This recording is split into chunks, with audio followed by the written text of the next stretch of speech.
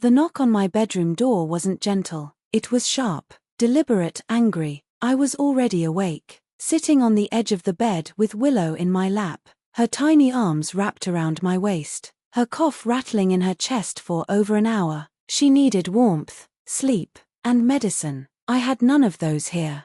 I opened the door slowly.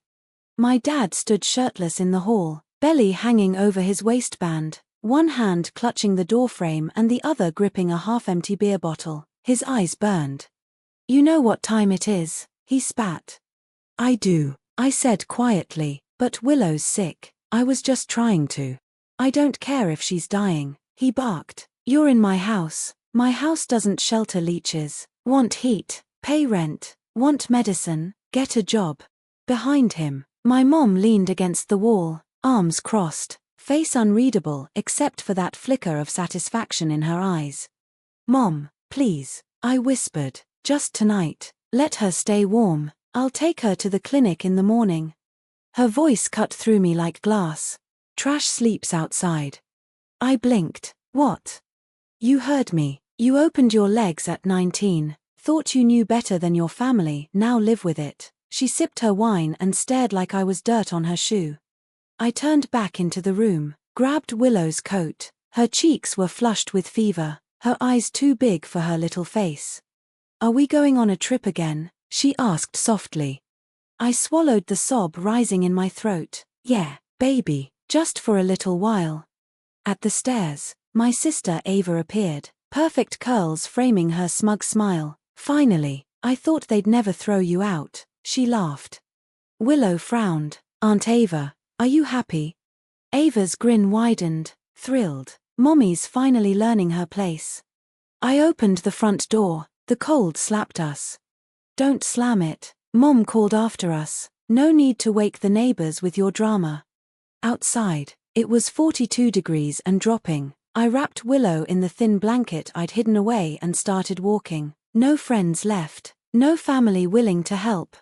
We ended up outside a closed gas station. My phone had 7% battery. Willow fell asleep, feverish and trembling in my arms. I stared up at the moon. "They called me trash," Ava laughed. "Dad paid for her college. Mom helped furnish her apartment, and I couldn't even get $20 for a doctor's visit." That night, I made a promise. I'd never beg them again. They'd see what happened when trash caught fire. Next time the lights went out, it'd be on them. We found a bus shelter. I sat upright all night, jaw clenched, phone off to save the last bit of charge. By morning, Willow was still burning up. I spent my last $5 on off-brand fever medicine and a cup of water. "I'm going to fix this," I whispered to her. "I swear." And that's when survival mode kicked in. A shelter took us for a few nights. I smiled through the social worker's questions, said we were in between places, and went job hunting. The diner on the edge of town hired me because I looked desperate and promised weekends.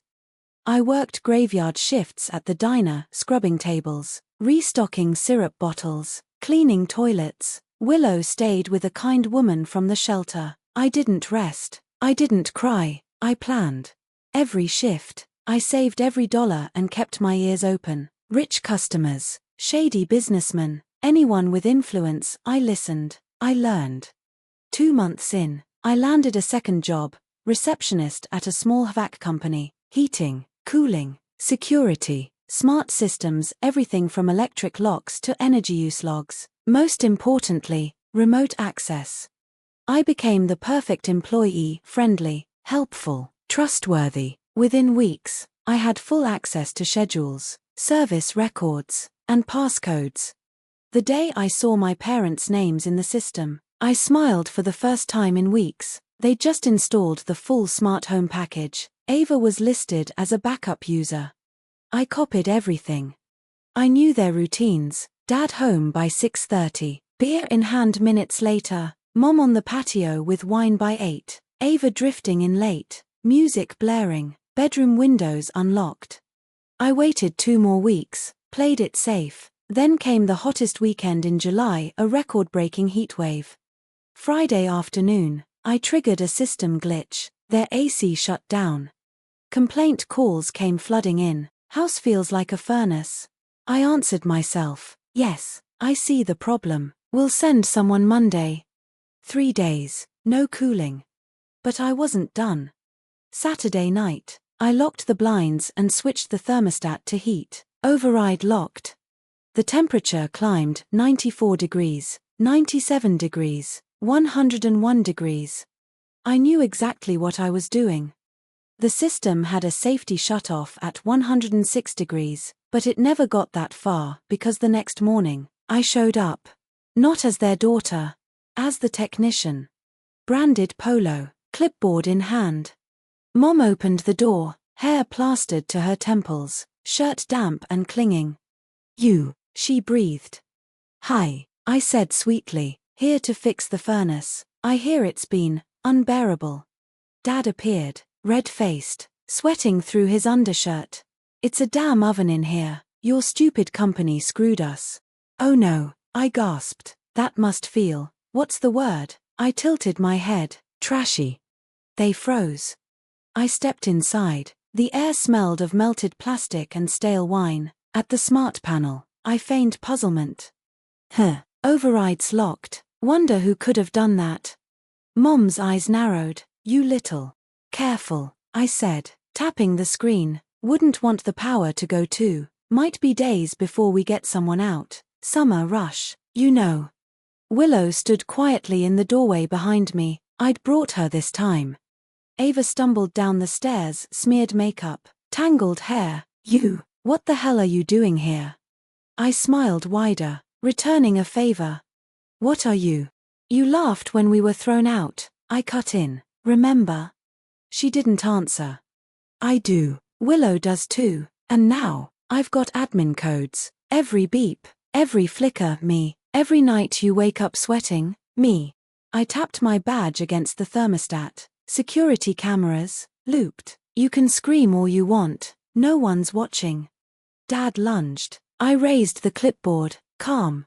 This is just a visit. Next time, I file charges. Know how many laws you broke kicking out a sick child into the cold? He stopped cold. Didn't think about that, did you?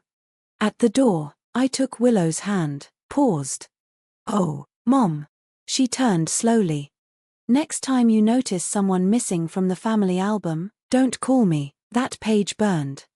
It took 2 more weeks for them to believe me. At first, they thought I was bluffing. Coincidence, they told themselves. Then the coincidences stacked. Ava's speakers blared static at 3 a.m. The master shower ran ice-cold mid-lather. Lights flickered the moment Mom opened her wine cabinet. Doors locked for 10 solid minutes while the AC stayed off and the thermostat crept upward. Finally, Mom called. Not crying, not yelling, begging. You made your point, she rasped. Turn it off. Oh, I thought you liked the heat, I said. Didn't you once tell me I needed to sweat out my attitude? It's dangerous, she snapped. We could die in here. You didn't mind when it was me and Willow, with nothing but the clothes on our backs. Silence. Please, she whispered. I was wrong. No, I said, voice sharp. You were honest. That's the worst part. That's how you really felt. And I hung up. I didn't hear from them for a while, but the silence didn't bother me because I wasn't silent anymore. People who once called me dramatic or emotional started hearing the truth. I told it at church, at work, at every community event that would listen. The real story. Turns out, people remember how you treat a sick child and a mother with nowhere to go. Turns out, no one likes monsters hiding behind friendly smiles. Their reputation started to unravel, slow at first. Then all at once, the Homeowners Association began asking questions. Church ladies stopped waving. Ava's modeling job quietly removed her from a family-friendly campaign. That's when the real revenge began. I didn't destroy them. I let them live in the rot they built. I still had admin access to their home systems, but I never touched it again. I didn't have to. Every burst of hot air, every flickering light, every door that seemed to lock too slowly, it wasn't me anymore. It was their guilt, their fear, their own shadows turning against them. Meanwhile, I used my diner savings and office job paycheck to move Willow and me into a small apartment near a park. She's doing better, still has nightmares sometimes, but she's getting stronger. One afternoon, while we were coloring on the balcony, she looked up and said, "Mommy, our new house has light." It took me a moment to realize what she meant. Then I cried harder than I ever had, not from sadness, but because I was free. They still send things sometimes. Mom's stiff apology letters with $5 bills tucked inside. Dad's slurred voicemail asking if I remember the good times. Ava's friend request on social media. I never respond. Instead, I printed a photo of Willow and me in our sunlit kitchen, taped it into the empty page of the old family album where my face used to be, and left it on their porch. No note, no name, just a picture they could never erase again.